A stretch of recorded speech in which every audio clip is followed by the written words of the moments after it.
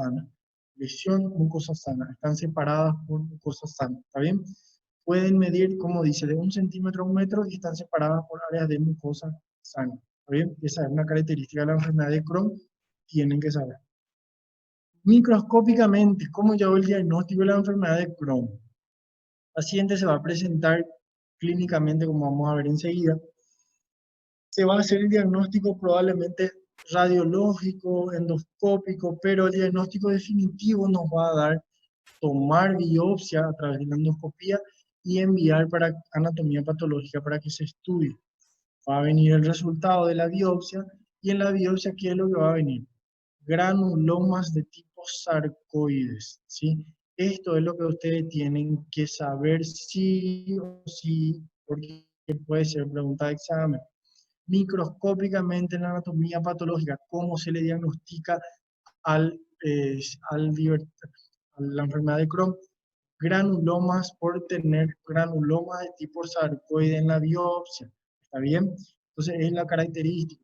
Después va a estar repleto de células gigantes, células epitelioides, linfocitos, plasmocitos, obviamente, porque eh, son células de defensa, obviamente, ¿verdad? Pero lo más característico es granulomas de tipo sarcoide, ¿sí? Eso es lo característico en la enfermedad de Crohn. Solamente se puede tener eso a través de la biopsia con la colonoscopia. Vamos, esa es la forma de hacer el diagnóstico definitivo. Ahora, ¿cómo yo voy a llegar a hacer? No, es que yo le voy a venir al paciente y yo le voy a hacer la endoscopia directa, o la colonoscopia. Obviamente que tiene que tener una clínica ese paciente, ¿sí? Entonces, ¿cómo yo voy a hacer el diagnóstico en base a esto? Las características clínicas, radiológicas y endoscópicas e histológicas, que es la biopsia, ¿sí? Entonces, la presentación clínica del paciente se pueden diferenciar en 3 fases: la fase inflamatoria, la fase obstructiva y la fistulizante. La forma más grave, fistulizante. La forma más leve, la inflamatoria. La forma más argel, vamos a decirle, la obstructiva. La forma inflamatoria, cuando se localiza en el ilion terminal, es indistinguible también de la apendicitis aguda. ¿Está bien? Entonces, cuando yo tengo un cuadro de apendicitis aguda, el cirujano tiene que estar preparado para encontrar apendicitis aguda, tiene que estar preparado para encontrar divertículo de Meckel, tiene que estar preparado para encontrar enfermedad de Crohn, tiene que estar preparado para encontrar tuberculosis intestinal, tiene que estar preparado para encontrar una adenitis mesentérica, tiene que estar preparado para encontrar una hernia crural complicada. O sea, tiene que estar preparado para varias cosas. Entonces, por eso es que la apendicitis aguda es demasiado inespecífica. Puede ser muchas patologías, ¿está bien? Entonces, cuando es de forma inflamatoria y afecta al ilion terminal, simula prácticamente una apendicitis aguda, el paciente se opera y se hace el diagnóstico de una enfermedad de Crohn probable. La forma obstructiva se manifiesta por un hilo mecánico, o sea que se va disminuyendo la luz del intestino delgado o del intestino grueso y se obstruye totalmente y causa un cuadro de obstrucción intestinal. La forma fistulizante es la más grave. ¿Por qué? Porque traduce un cuadro inflamatorio de larga evolución que lo que hace es comunicarse con otras estructuras.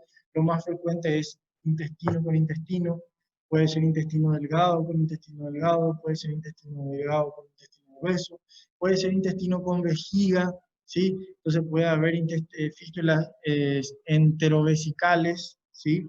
El paciente puede orinar materia fecal, puede orinar líquido intestinal, puede orinar aire. Eso traduce una fístula del intestino con la vejiga, ¿está bien? Entonces, y también puede haber manifestaciones extraintestinales como la colangitis esclerosante primaria, ¿sí? Si ya estudiaron eh, colestasis, se van a acordar que la colangitis esclerosante primaria era una causa tanto de una colestasis intrahepática como de la extrahepática, dependiendo del lugar donde esté afectando, ¿sí? Entonces, la enfermedad de Crohn puede llevar a una colangitis primaria, a una colangitis esclerosante, pero en menor frecuencia, por suerte no es muy frecuente, ¿bien? Existen complicaciones agudas y crónicas que podían ser la forma de manifestación de esa enfermedad, ¿sí? ¿Cuáles son las complicaciones agudas que nosotros vamos a tener? Obstrucción, como ya les dije, ¿sí? Peritonitis, porque va a haber una perforación de ese intestino que está muy inflamado. Puede sangrar ese intestino si está muy inflamado. Usted le roza la materia fecal, el intestino le roza a esa mucosa que está inflamada y le puede hacer sangrar. El megacolon tóxico, si cuando se traduce un megacolon tóxico, cuando hay una inflamación extensa del intestino, del colon principalmente, ¿cómo se diagnostica el megacolon tóxico?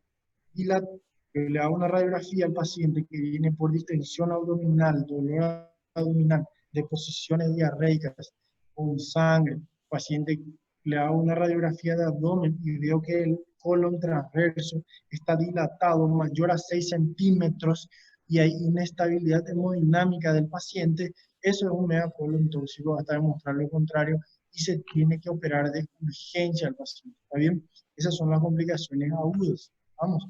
Complicaciones crónicas, fístulas y lesiones perianales. Vamos.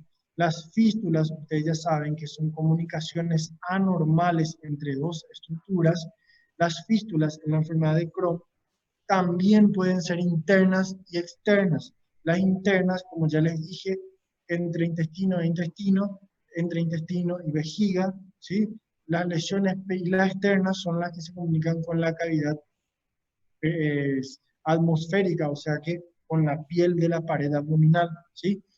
Las lesiones perianales son aquellas lesiones fístulas que se producen a nivel del recto con la piel que está alrededor del ano, ¿sí? Entonces el recto generalmente está muy inflamado y lo que hace es producir fístulas con la piel que está alrededor del ano, ¿sí? Entonces, las fístulas dicen que ocurren en el 20 al 60% de los casos y la más frecuente es la iliosigmoide, o sea que el intestino delgado con el colon, ¿sí? Iliosigmoide y la enterocutánea, intestino delgado con la piel de la pared abdominal. ¿Estamos?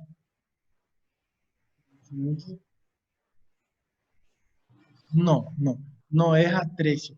Atresia es cuando está obstruida algún segmento, alguna malformación y está obstruido. La fístula es cuando está comunicado un segmento una estructura con otra estructura. ¿Está bien? La fístula en este caso lo que pasa es que el intestino, generalmente el ilion y el ciego es donde más frecuente afecta en la enfermedad de Crohn. Entonces lo que pasa es, como hay una inflamación importante, se van pegando las estructuras. Como yo les había dicho, el organismo humano es tan inteligente que trata de proteger hasta lo último al propio organismo, ¿sí? Entonces lo que pasa es que se inflama el ilion terminal.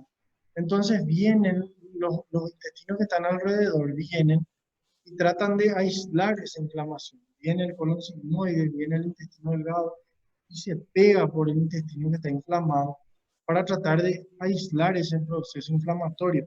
Y como hay proceso inflamatorio a repetición, porque no se trata al paciente, entonces va a llegar un momento en donde se comunica con el intestino que está pegado ahí. Entonces ahí es donde se producen las fístulas internas, que es la más frecuente es la ileosigmoide. O incluso ese intestino se puede pegar por la pared abdominal y puede generar una fístula externa, que es una fístula enterocutánea, ¿sí? Y las lesiones perianales es lo mismo, el recto está inflamado y de producto de varias inflamaciones producen abscesos perirectales y esos abscesos buscan por dónde salir y se abren hacia la piel alrededor del ano, en la región perianal. Entonces ahí se producen las fístulas perianales, que es nuestra, aquí, lesiones perianales en el 20-80% de los casos y consiste en úlceras perianales, fisuras perianales, fístulas anales y o rectovaginales, ¿sí? Entonces, generalmente es muy frecuente en los pacientes con enfermedad de Crohn encontrar las fístulas. Ahora, esa era la clínica generalmente, las formas de presentación, tanto aguda o crónica. Laboratorialmente, como le estaba diciendo, un paciente que tenga una inflamación crónica del ilion, ¿qué es lo que va a llevar? Puede llevar a una anemia megaloblástica por inflamación, por déficit de vitamina B12, puede llevar a la anemia microcística, ¿por qué? Por sangrado crónico oculto, también por diarrea con sangre. Puede haber eritrosedimentación acelerada, PCR aumentada en el laboratorio. ¿Por qué? Porque son marcadores de inflamación sistémica. Leucocitosis, sí, porque hay inflamación a nivel del intestino. Puede haber hipoalbuminemia, claro, un paciente que está con diarrea crónica, con sangrado crónico, obviamente que no va a poder alimentarse bien, pues va a tener trastornos de la alimentación por mala absorción intestinal, ¿está bien?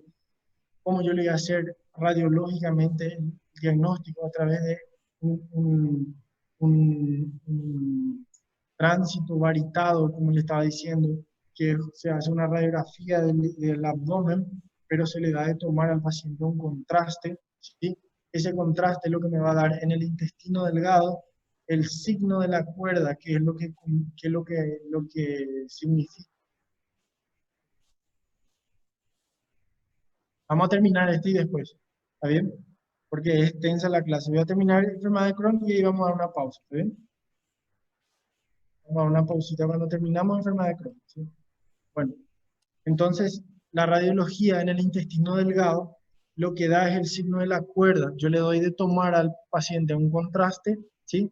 Le saco la radiografía de abdomen y lo que pasa es, lo que yo veo es que hay pérdida del patrón mucoso, hay un engrosamiento de los pliegues del intestino delgado y eso se conoce como el signo de la cuerda, que es esto, aquí. Vean cómo hay, como si fuese una cuerda. Así se tendría que ver, ¿sí? Los patrones, los pliegues del intestino se tendrían que ver. En cambio, vean cómo es, está totalmente perdido el patrón mucoso y esto se conoce como el signo de la cuerda. Esto es a nivel del colon, ¿sí? Se conoce como el signo del empedrado. Como yo le había dicho, cuando yo hago la colonoscopía, yo veo las lesiones. ¿Cuáles son las lesiones? Veo úlceras y veo fisuras. Las úlceras en el intestino son longitudinales y las fisuras son transversales.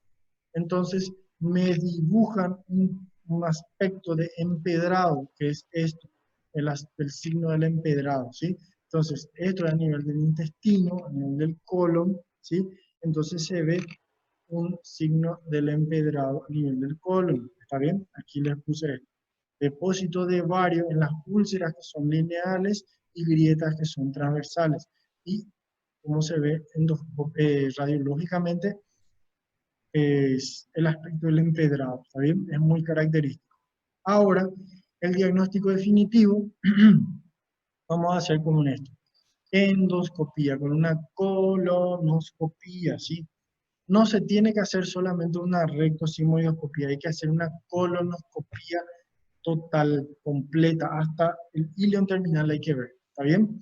Entonces hay que siempre mandarle a un endoscopista, a un coloproctólogo entrenado que haga endoscopías para poder hacer una colonoscopía correcta, llegar al intestino delgado para poder hacer el diagnóstico. ¿Por qué hay que llegar al intestino delgado, al ilion terminal? Porque la zona más frecuente de afectación es el ilion distal, ¿está bien? Y con la colonoscopía se puede observar. Aquí les puse, esto es una imagen endoscópica de un colon sano, de un colon normal, y esto es una imagen de un colon inflamado, ¿está bien? Entonces, aquí pueden ver las úlceras, las lesiones longitudinales, ¿sí? Y las grietas que son transversales, ¿sí? Lo que generalmente esto, al hacer la radiografía contrastada, es lo que se ve como el aspecto de empedrado, ¿sí? Prof, Sí, aquele negócio branco que tá na inflamação é o quê? fibrina, fibrina. Es el proceso, Ela ¿se acuerdan? sai? Ela sai nas ¿Cómo? fezes ou não? No, no, no, no, no, eso se pega ahí en la mucosa. ¿Se Ah, tá, recuerdan tá del, pegado. se recuerdan del proceso de cicatrización cuando había el depósito de fibrina Generalmente se producen las úlceras, ¿sí? Que son estas las úlceras longitudinales. Entonces, como es una herida, eso va a sangrar, parcialmente va a coagular y después es reemplazado por un tejido de fibrina, ¿sí? Si el paciente inicia su tratamiento, que es con remedios, esto se cura totalmente, se cura, desaparece todo esto. Y el proceso de curación justamente es, como toda herida normal, es la formación de fibrina. Esta fibrina no es que se elimina en el ano. Lo que se elimina en el ano es la secreción, eh, lo que se conoce como glera, como si fuese un catarro, como si fuese una gelatina. Pero no es la fibrina la que se elimina. Es el producto, el líquido que se produce, producto de la inflamación. ¿Está bien? Pero esto que ven aquí es fibrina, lo que el tejido blanquecino que se produce aquí. Las lesiones, como le dije, son úlceras, como las aftas que se producen en la boca, ¿sí? Entonces, generalmente de 1 a 3 milímetros, eso es en las etapas iniciales. Cuando ya está muy avanzado, se ven así como ven aquí, ¿sí? Son úlceras totalmente deprimidas, hay sobrelevaciones en las partes relativamente más sanas, ¿verdad? Y como le dije, la característica es que va a haber un segmento sano y un segmento enfermo. Eso es lo característico en la enfermedad de Crohn, ¿sí? Y obviamente que esto vamos a biopsiar. Si yo encuentro una mucosa, yo le hago a un paciente una colonoscopia, yo veo esta lesión, pero tengo que sí o sí tomar biopsia, porque esta imagen, esto no es característico solo de la enfermedad de Crohn. Esto puede ser un cáncer, puede ser una tuberculosis intestinal. Entonces la biopsia es la que nos da la definitiva, el diagnóstico definitivo. ¿Está bien? Yo tomo una biopsia y envío. ¿Cuál era microscópicamente lo que me tenía que informar? Los granulomas. Granuloma. Exactamente. Vamos. Diagnóstico diferencial, determinamos Crohn. Cuando afecta el ilion terminal, como les dije, apendicitis aguda, infecciones parasitarias por la Yersinia, una adenitis mesentérica y una inflamación viral, el ilio mecánico cuando hay linfoma, tuberculosis, ¿está bien? Que vamos a ver más adelante. Obstrucción colónica por un cáncer, por eso les digo, la biopsia es la definitiva, ¿sí? Puede ser, esa imagen que vimos ahí puede ser varias cosas. Y obviamente que el diagnóstico muy diferencial más importante es esto, la colitis ulcerosa. Es el diagnóstico diferencial más importante con la enfermedad de Crohn porque son muy parecidas. Pero como ya su nombre dice, colitis afecta solamente al colon. En cambio, la enfermedad de Crohn puede afectar cualquier sector del tracto digestivo. ¿Ok? Bueno, y ya empezamos tuberculosis. Vamos a dar una pausita de 5 minutos porque falta mucho todavía. ¿Está bien? Prof, Volvemos. endoscopia tinha que ir até onde mesmo? ¿Cómo? A endoscopia, o senhor falou que tinha que ser um endoscopista treinado, porque ele tinha que chegar até onde a Claro. endoscopia? Viste que o sea, el estudio que se tiene que hacer es una endoscopía baja, una colonoscopía lo que hay que hacer, ¿sí? Entonces, ¿qué pasa en la colonoscopía? Que muchas veces el médico hace la colonoscopía y llega solamente hasta el ciego, pero no ingresa en el intestino delgado. Él ve la válvula ileocecal y puede él ingresar. Hay algunas maniobras que se hacen para ingresar al ilion terminal. Muchas veces los endoscopistas llegan al ciego, pero salen y no miran el intestino delgado. Pero como la enfermedad de Crohn es una enfermedad que afecta al intestino delgado y justamente al ilion terminal, ahí donde va a comunicarse con el colon, entonces el colonoscopista tiene que entrar al intestino delgado. Entonces tiene que llegar al ilion terminal esa colonoscopia para poder hacer el diagnóstico. ¿Está bien? Porque si no, no sirve. ¿Está bien? Entendi, prof. Graças. Bueno, vamos a dar una pausita entonces, ¿está bien? De 5 minutos y ya volvemos.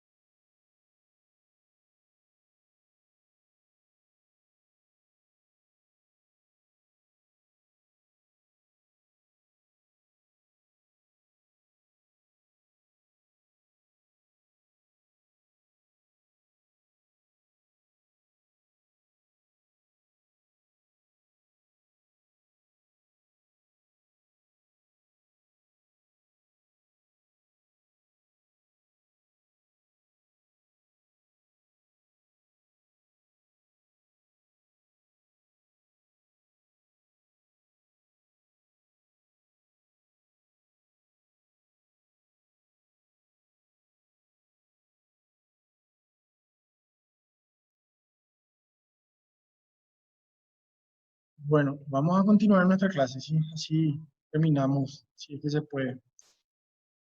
Es otra patología que afecta al intestino delgado. Antes de empezar con la tuberculosis, les voy a volver a repetir. Todas las patologías que yo les estoy diciendo pueden aparecer en cualquier segmento del tracto digestivo, ¿sí? Pero generalmente afecta al intestino delgado en sus porciones finales, yeyuno e ilio, ¿sí? Pero como les digo, puede afectar en cualquier parte del segmento intestinal. Ahora, la tuberculosis intestinal, nosotros tenemos que tener bien presente porque no es solamente la tuberculosis pulmonar la que generalmente vienen a la urgencia. Hace un mes aproximadamente yo operé a un paciente que al final resultó ser una tuberculosis intestinal. O sea, yo tenía uno de los diagnósticos diferenciales en, en, en, en mi cabeza estaba una tuberculosis intestinal porque era un paciente que era presidiario, era un paciente que en la radiografía de tórax tenía una caverna tuberculosa, una imagen característica en la radiografía de tórax. Eh, entonces, teníamos la sospecha de que podía ser una tuberculosis intestinal, ¿sí? Pero el paciente ya tenía un abdomen que ya justificaba una cirugía porque tenía un abdomen peritoneal. Nosotros le decimos cuando el dolor es generalizado, el defiende por todo lado, por todos los cuadrantes, entonces generalmente eso ya es una indicación de una cirugía. Entonces le operamos pensando de que el diagnóstico principal por ser más frecuente es una peritonitis apendicular, pero terminó siendo una tuberculosis intestinal, ¿verdad? De que eso con tratamiento médico se resuelve, ¿verdad? Es- pero para hacerle entender más que es una patología frecuente en un cierto tipo de pacientes, no en cualquier tipo de pacientes. Vamos a ver cuál. Primero tenemos que saber que la tuberculosis intestinal, obviamente que infecta al intestino, una infección a nivel de la pared intestinal. Segundo, que es producido por el Mycobacterium tuberculosis, ¿sí? En su cepa humana también tenemos el Mycobacterium bovis, que es la cepa bovina que infecta a los animales, pero que también pueden afectar a los seres humanos. Y se habla de que el Mycobacterium tuberculosis afecta primero al pulmón y después puede afectar al intestino. En cambio, el tuberculosis bovis, o perdón, el Mycobacterium bovis afecta directamente al intestino. ¿Está bien? Ahora, la incidencia dice que en Europa es de 0,2 casos por 100.000 habitantes, mientras que en el sur de Asia de 9,2 por 100.000 habitantes. ¿Por qué esa diferencia? Es muy diferente, muy grande la diferencia. ¿Por qué? Porque esta patología es característico en pacientes que de una zona, ¿cómo les puedo decir?, socioeconómicamente baja, ¿sí? En países donde subdesarrollados, donde no hay mucha cultura de higiene, con pacientes muy precarios, en zonas muy pobres, por ejemplo. En esas zonas generalmente es muy frecuente la tuberculosis intestinal, ¿está bien? Se presenta generalmente en personas jóvenes y predomina en el sexo femenino, ¿sí? Ahora, cuando yo tengo una infección, cuando yo tengo una tuberculosis intestinal, hay unos criterios que me dicen a mí que pueden ser, o sea, que yo tengo que tener en cuenta para que puedan llegar hasta el intestino o causar una infección a nivel intestinal. Si yo tengo un paciente con tuberculosis intestinal, mejor dicho, yo puedo tener 4 formas en donde el bacilo de Koch, que es el bacilo de la tuberculosis, que pueda llegar hasta el intestino. Uno es a través de deglutir el esputo contaminado. ¿Qué quiere decir? El paciente con tuberculosis pulmonar, que tenga mucho catarro, con mucha secreción, que esté constantemente tosiendo y escupiendo catarro, el paciente deglute al bacilo de Koch y llega directamente al intestino o a través de la ingestión de alimentos o de leche que están contaminadas con el bacilo de Koch. ¿Está bien? Eso es uno, por deglución del esputo. 2, por vía hematógena a través de la sangre, por un foco pulmonar, ¿sí? Por vía linfática, los ganglios regionales afectados, pues sabemos que generalmente a nivel del intestino delgado, a nivel del ilion terminal preferentemente, está repleto de tejido linfático, entonces por eso es que generalmente la tuberculosis afecta más al intestino delgado en su ilion terminal, justamente porque hay mayor número de células linfáticas. Y también la cuarta vía es la contigüidad, que es por órganos vecinos, ¿sí? Cuando yo tengo, por ejemplo, una neumonía complicada con derrame, no una neumonía, una tuberculosis complicada con derrame pleural, entonces yo puedo tener, por ejemplo, una afectación a nivel, por contigüidad a nivel del colon o a nivel del intestino mismo, porque no por contigüidad, ¿está bien? Como les dije, la zona ileal, el ilion terminal, es la más frecuente. ¿Por qué? Por la riqueza del tejido linfoide. Hay células linfáticas abundantes en el ilion terminal y por eso es la forma o es el lugar más frecuente de afectación. ¿Está bien? Anatomopatológicamente se les puede distribuir o macroscópicamente le podemos distinguir en tres formas: hipertróficas, ulcerativas y úlcero hipertróficas, que es una mezcla de las primeras dos, ¿sí? La forma más frecuente es la hipertrófica, ¿está bien? En el 70% de los casos. Ahora, esa es la forma macroscópica, cuando yo veo la lesión, ¿está bien?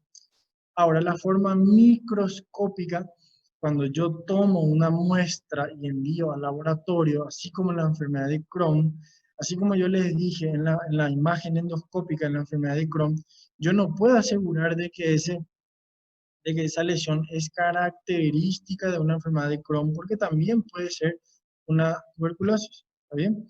Entonces, microscópicamente yo tengo esa lesión que ustedes habían visto en la imagen endoscópica.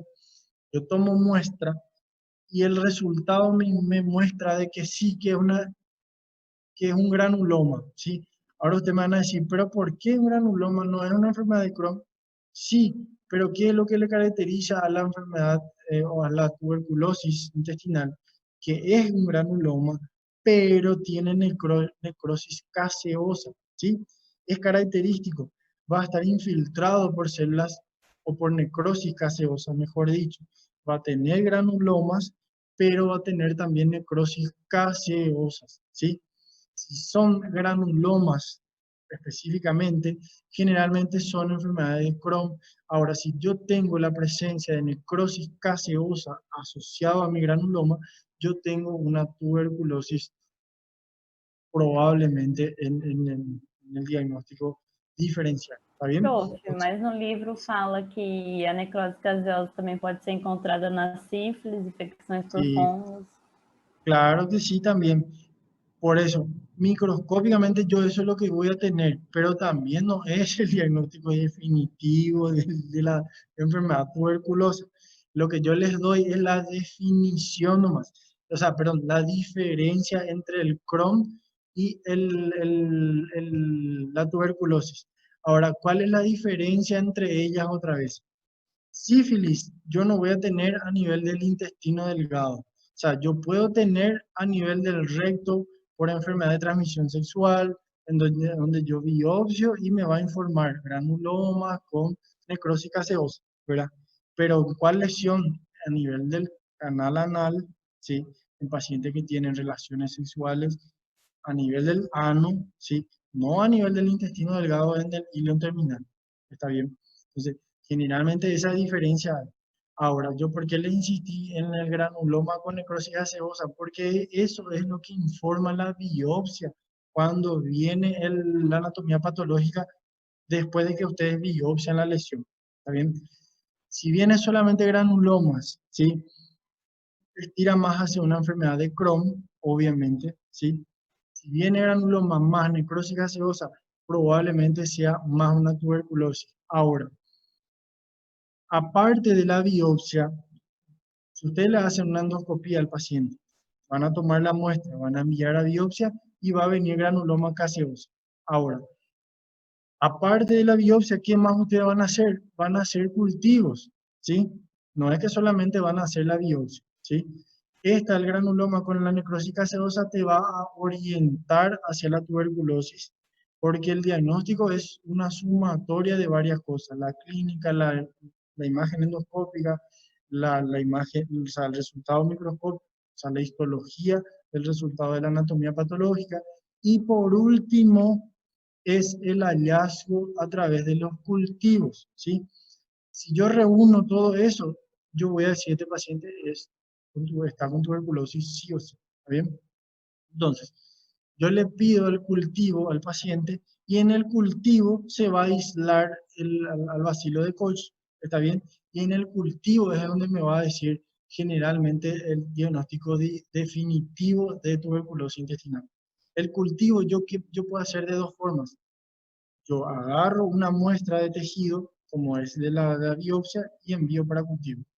O si no, si se le opera al paciente, se puede sacar el líquido que hay adentro del abdomen del paciente y eso se envía también para cultivo. Esas dos formas se puede hacer el cultivo, ¿está bien? Entonces, de esas dos formas tenemos que sospechar. Ahora, ¿cuál es otra característica que tenemos que tener en cuenta? Así como dijo la compañera, puede haber también la sífilis y demás patologías, cierto. Pero, ¿en quiénes pacientes yo voy a sospechar una tuberculosis? Yo no voy a sospechar una tuberculosis en un paciente, perdón, en un paciente que tiene, por ejemplo, antecedentes, son pacientes que trabajadores del sexo, que tienen lesiones a nivel del ano, el canal anal, generalmente sexo masculino, ¿verdad? En esos pacientes tienden más a lesiones sifilíticas, por ejemplo. ¿Ahí? En cambio, si yo tengo un paciente que está preso, que está asignado en un cierto lugar, en un lugar cerrado todo el tiempo, con varias personas, ese lugar tiende más, o sea, ese paciente tiende más a tener infección de tipo tuberculosis antes que otras infecciones. ¿Está bien? Aparte de eso, tiene el antecedente de tos crónica con expectoración amarillenta. Ese paciente es tuberculoso hasta demostrar lo contrario. ¿Está bien? Entonces, por eso es una mezcla, de una sumatoria de varias cosas, no solamente el resultado de la microscopía de la biopsia. ¿Está bien? Lo que te ayuda es el resultado de la biopsia en granulomas con necrosis gaseosa. ¿Está bien? Eso te va a ayudar, pero no te hace el diagnóstico definitivo. ¿Está bien? Como le estaba diciendo, como ya la compañera dijo, también puede estar presente en sífilis e infecciones por hongos, pero no están presentes. La sífilis no va a causar una infección a nivel del hilo terminal. Los hongos no van a infectar, son patologías que se presentan a nivel del ano, no a nivel, no a nivel del hilo terminal. ¿Está bien? Esa es la pequeña gran diferencia. Vamos. La presentación clínica del paciente, ¿cómo puede ser? Asintomática, la mayoría de los casos pueden ser pacientes que fallecen, ¿verdad? Y se hacen el diagnóstico a través de la autopsia. Puede ser sintomática, sí, claro que sí. En los pacientes que presentan síntomas, la presentación clínica va a ser variada. Si es, por ejemplo, una presentación de un paciente con una tuberculosis pulmonar acompañada, o una presentación solamente intestinal asociada, solamente el intestino está afectado, va a depender. Si solamente el intestino está afectado, va a depender de qué? De la extensión de la inflamación, de la localización de la inflamación y de la forma anatomopatológica, como estábamos diciendo. Si es hipertrófica, va a causar un cuadro oclusivo. Si es ulcerativa, va a causar un cuadro diarreico, un cuadro de dolor abdominal, puede causar incluso perforaciones o fístulas. ¿Está bien? Entonces, dependiendo de la forma clínica, o sea, de la forma anatomopatológica es donde puede presentarse la clínica del paciente. ¿Está bien? La forma hipertrófica, como les dije, se manifiesta por un cuadro oclusivo o suboclusivo. ¿Por qué? Porque la forma hipertrófica lo que hace es que las lesiones van cerrando la luz del intestino y van obstruyendo al intestino. ¿Está bien? Entonces, generalmente se producen por cuadros suboclusivos. Ahora, ¿cómo yo voy a sospechar? Por eso es lo que le digo, siempre tienen que sospechar de dónde. Es una sumatoria de factores, ¿no? Es que el paciente puede venir totalmente ocluido, pero ¿de dónde viene mi paciente? ¿Sí? Generalmente son pacientes que viven en guarderías, pacientes que viven, son inmunodeprimidos, obviamente, viven en guarderías, pacientes que, viven, que son presidiarios, están en la cárcel, que están hacinados, confinados en un pequeño lugar con varias personas, ¿verdad? Entonces, esos son los pacientes en los que yo tengo que sospechar, ¿entendés? O sea, que puede venir un paciente en la urgencia por oclusión intestinal, pueden ser muchísimas cosas, pueden ser tumores, pueden ser parásitos, pueden ser vólvulos, pueden ser tuberculosis, enfermedad de Crohn, ¿entienden? Pueden ser miles de cosas. Pero ustedes tienen que empezar a pensar, ¿de dónde viene mi paciente? ¿Viene de la penitenciaría? ¿Sí? ¿O viene de un hacinamiento? ¿Viene de un lugar, de una guardería? ¿Un paciente que vive en una guardería? En ese tipo de paciente, una oclusión intestinal por cáncer, paciente joven, no. Paciente enfermedad de Crohn, paciente joven, muy raro. Paciente tuberculoso, puede ser, paciente que está asignado, está aislado en un lugar cerrado con varias personas, como es en la penitenciaría.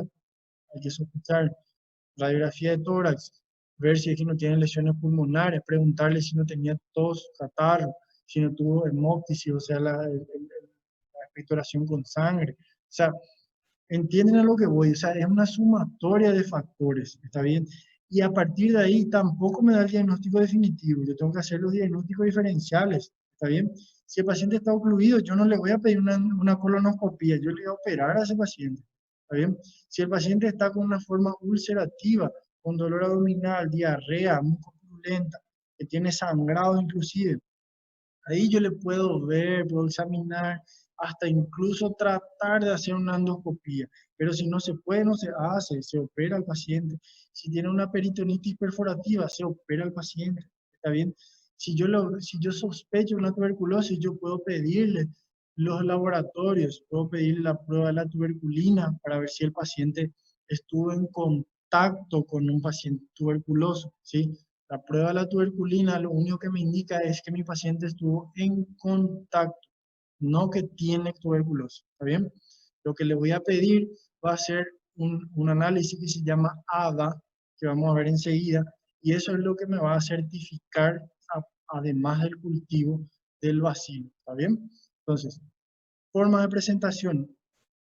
Puede haber la hipertrófica como un cuadro oclusivo o la ulcerativa como un cuadro diarreico, como un cuadro de dolor abdominal o incluso una peritonitis y perforación. Cuando el proceso se extiende a órganos vecinos, aparecen las fístulas, ¿está bien? Y si se perfora, obviamente, a cavidad libre puede haber una peritonitis, como ya les dije. Signos y los síntomas más frecuentes, como les pongo por porcentaje: pérdida de peso, dolor abdominal, masa palpable, síndrome febril, borborigmos, que es la presencia de de ruido a nivel abdominal cuando hay cuadros pseudooclusivos y vencen esos cuadros oclusivos, entonces se presentan los borborigmos. La hiporexia, la hepatoesplenomegalia, hay aumento importante tanto del hígado como del bazo. Hay sudoración nocturna, generalmente los pacientes tuberculosos tienen cesaciones febriles por la noche, constipación, obviamente en los cuadros como le está diciendo, de forma hipertróficas, diarrea en las formas ulcerativas y amenorrea incluso en las mujeres, ¿está bien? Por un síndrome constitucional. Ahora, sumada a la clínica, laboratorio del paciente, primero hay que sospechar de dónde viene nuestro paciente, les vuelvo a repetir, sumado a la clínica del paciente que están totalmente demacrados, pacientes anoréxicos, con tos crónica, pacientes, se le realizan las pruebas laboratoriales comunes. ¿Cuáles son? Hemograma, PCR, coagulograma, patograma, perfil renal, y prácticamente está dentro de lo normal. Puede tener ligera leucocitosis, puede tener PCR aumentado, como cualquier proceso inflamatorio, pues son todas pruebas inespecíficas, ¿está bien? Puede mostrar anemia por déficit de vitamina B12 o por incluso el sangrado, ¿está bien? Puede haber linfocitosis y linfopenia, como les dije. El 20% va a mostrar hipoproteinemia en los pacientes que tienen diarrea crónica, tienen hipoalbuminemia, ¿sí? El 35% de los casos, si nosotros hacemos cultivo de la materia fecal, un análisis de la materia fecal, podemos encontrar el bacilo, pero es muy bajo el porcentaje, solamente 35%. Y es ahí donde tenemos que ver. El bacilo tenemos que tratar de aislar. ¿Cómo? Como yo le había dicho. A través de la biopsia, cuando se le opera al paciente o cuando se le hace una endoscopía, o en el líquido asítico. Si se le opera al paciente, se extrae el líquido asítico y se envía eso para estudio. Pero ¿cuál es la desventaja de eso? Que se necesita esto. Se necesita aproximadamente 1 litro de la aceites para que la positividad del cultivo alcance un 83%.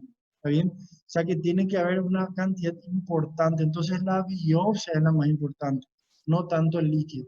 Hay que tomar biopsia de la lesión. ¿Está bien? Y hoy en día hay un estudio que se llama adenosine-desaminasa, que es la ADA, que lo que se hace es, cuando yo muestro, cuando yo envío ese líquido, eso sí ya no hace falta 1 litro. Una pequeñita cantidad, yo envío eso al laboratorio y le pido para que se dose el nivel de ADA en ese líquido, y si es elevado, 98% de que es tuberculosis. ¿Está bien? Entonces, si yo sospecho un paciente con tuberculosis, así como dijo la compañera, yo tengo la biopsia, viene la biopsia de un granuloma con necrosis gaseosa, pero también tiene lesiones a nivel del ano. ¿Por qué no? Puede tener también. Entonces, puede ser sífilis, puede ser sífilis. ¿Yo qué le voy a pedir para descartar sífilis? VDRL, un test rápido de VDRL, en 2 segundos ya me va a descartar. ¿Está bien?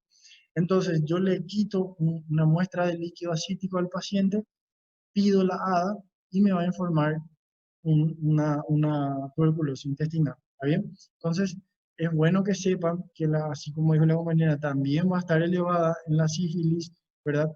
Pero para eso hay test para descartar, ya sea la FTABS o incluso la BRL para sífilis, o incluso la ADA, que es a través del cultivo del líquido asítico en el abdomen del paciente con sospecha de tuberculosis intestinal. ¿Bien? Ahora, radiológicamente yo tengo estudios que yo puedo pedir al paciente para descartar la patología tuberculosa a nivel intestinal. Uno de ellos es la radiografía contrastada, ¿sí?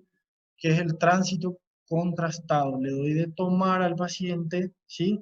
Y lo que yo voy a ver, puedo ver el signo de la cuerda, como habíamos visto en la enfermedad de Crohn, ¿está bien? Puedo ver aparte signo de Stirling y el signo del paraguas invertido o de Flexner. El signo de Bonamor es rarísimo e incluso es ni siquiera en literatura está descrito, pero es muy raro, ¿sí? Lo más frecuente que podemos ver es el signo de Stirling y en realidad el signo del paraguas invertido, pero hoy en día no es que se utiliza tanto. El signo de Stirling, ¿qué es lo que pasa? Hay un estrechamiento, hay un acortamiento de lo que es de lo que es nuestro ciego, el colon derecho principalmente. Entonces, cuando el paciente toma el contraste, nosotros vamos haciendo radiografías seriadas, ¿sí? Y lo que hay es un pasaje rápido, acelerado del contraste a nivel del ilion terminal al ciego, porque la válvula iliocecal está totalmente abierta, ¿sí? Entonces, el paciente toma y lo que en teoría tenía que pasar, un ejemplo, en 3 a 4 horas o en 5 a 6 horas, pasa automáticamente porque está inflamado, entonces está todo abierto, está todo tunelizado y pasa directamente el contraste. ¿Está bien? Que eso es el signo de Stirling. Ahora, el signo, como le estaba diciendo, del paraguas invertido, el paraguas es el guardachuva, ¿sí? Entonces, el signo de Flexner, justamente lo que induce es el paraguas invertido. Es como que mi guardachuva esté para abajo, ¿sí? Esté abierto hacia abajo. Entonces, me dibuja como un signo de paraguas invertido. ¿Está bien? Eso es característico ver en un paciente con tuberculosis, pero como te digo, radiografía contrastada. Esto no es radiografía normal, ¿sí? Se le da de tomar al paciente vario, que es un contraste, y después, al transcurrir las horas, se le va haciendo radiografía contrastada. ¿Está bien? Y por último está la imagen endoscópica, ¿sí? Obviamente, si viene un paciente con obstrucción intestinal, está contraindicado colonoscopía, ¿sí? Nunca, pero nunca hagan endoscopía, no pidan endoscopía. En un paciente que tiene diarrea crónica, tiene sangrado, tiene pérdida de peso, colonoscopía, ¿sí? ¿Qué yo voy a ver en la colonoscopía? Estas imágenes. Yo puedo ver úlceras a nivel de la mucosa, puedo ver nódulos a nivel de la mucosa, y esto que ven aquí es la válvula ileocecal, esto es el ciego, ¿sí? Por eso es que yo les decía a ustedes que es importante en la enfermedad de Crohn de que el endoscopista llegue hasta aquí, porque imagínense, se introduce por el ano, tiene que pasar por el recto, colon sigmoide, colon descendente, colon transverso, colon ascendente, llega al ciego, que es esta zona, llega a la válvula ileocecal y tiene que introducir el tubo de la endoscopía acá adentro para ver el ilion terminal. Porque ¿qué pasa? Si yo veo esto y aquí está normal, yo no voy a saber si mi ilion está inflamado o no. Yo voy a decir, voy a salir nomás otra vez y así está todo normal, ¿verdad?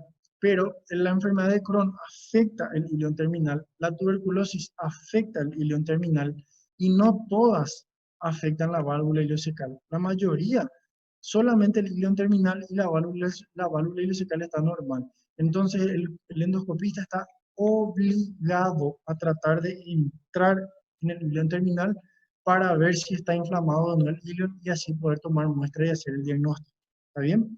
Entonces, si yo tengo estas lesiones, tengo que tomar muestra, obviamente, y ya saben, granulomas con necrosis caseosa sumado al cultivo del bacilo de Koch también.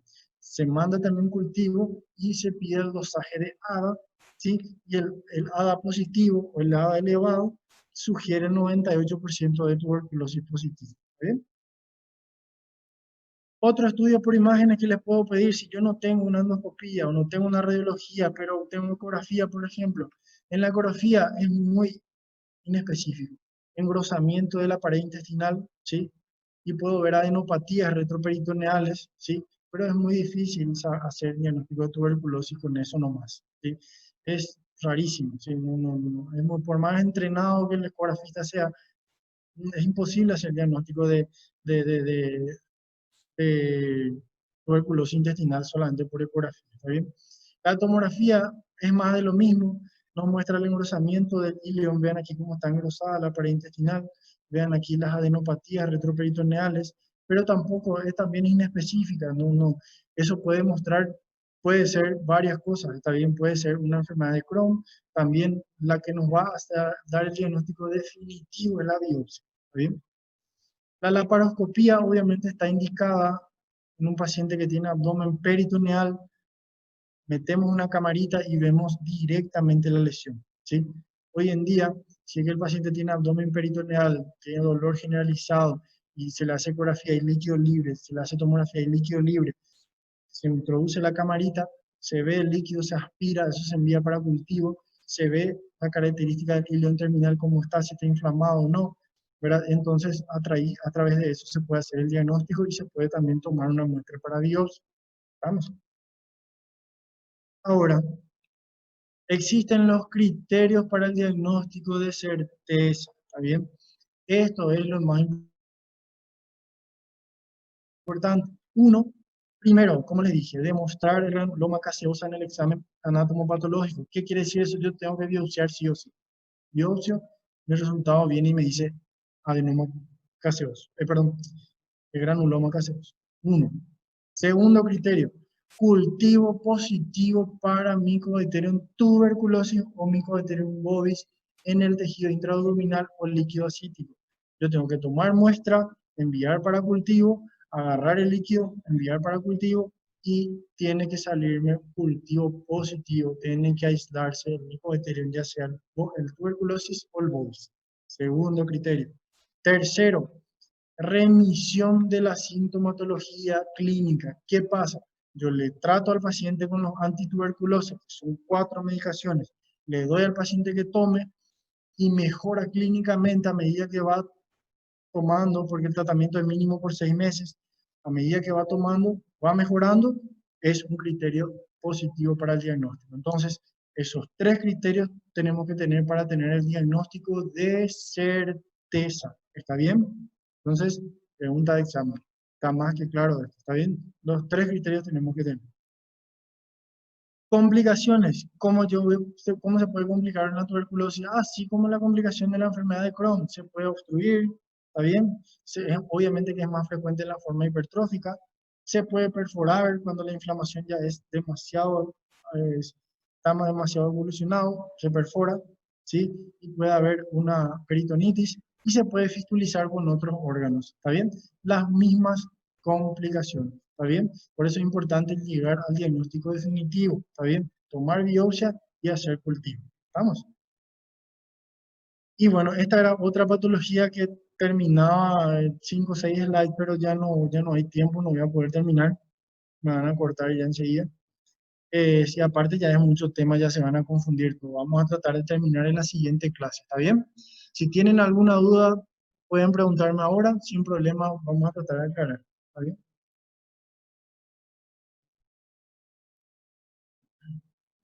No, prof, tranquilo. Sí.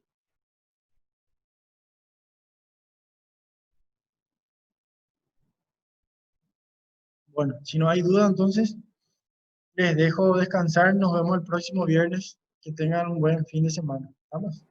Gracias, Vale, doutor. prof, usted también, gracias. Tchau, Chao, tchau. chao. Y suerte el martes. Suerte. Gracias, gracias. Gracias.